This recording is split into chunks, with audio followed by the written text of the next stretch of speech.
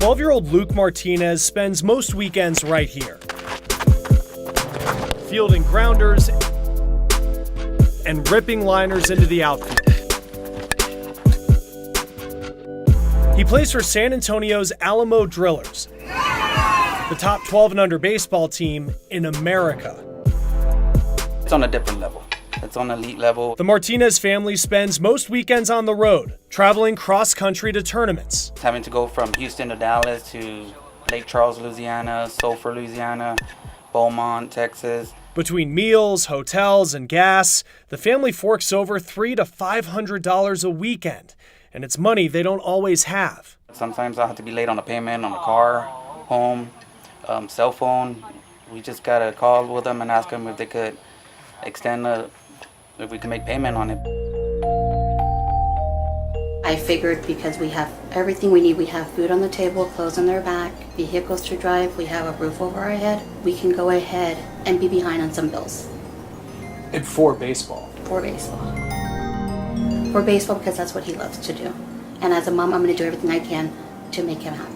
Those financial decisions may sound extreme, but in today's world, it'll be 10 for them. Youth sports can rack up quite the tab. It's because the costs of playing in a league or travel ball are significant. So some of those families are spending $2,500, some of those families are spending $15,000, $25,000 a year. Dev Patik helps communities and investors develop massive youth sports facilities across the country. Construction and development boom that we're certainly part of, that's sweeping the country. Hundreds of millions of dollars in sports assets being developed for tournaments.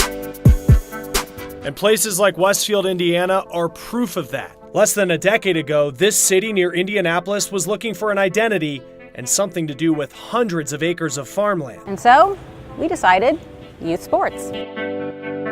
Now, $85 million later, that farmland has 26 baseball diamonds, 31 sport fields, and other facilities that draw youth travel sports teams from across the country. 2.5 million people come here every year for tournaments and games. Come on, Aaron. Parents like these two, who drove 6 hours from Green Bay, Wisconsin, pump millions into Westfield's economy at hotels and restaurants. Well, yeah, the money's there, obviously. I mean, you're spending the money, but the experiences are definitely, 2 more years, they're off to college, and this is kind of done. But yeah, so it's worth it. We've seen more than $700 million in economic development, and that's in the ground and in the pipeline. That's pretty significant for a city, 40,000 people. But the changing landscape and rising cost of youth sports has created a problem. Kids in lower income households, they don't have the ability to access sport anymore.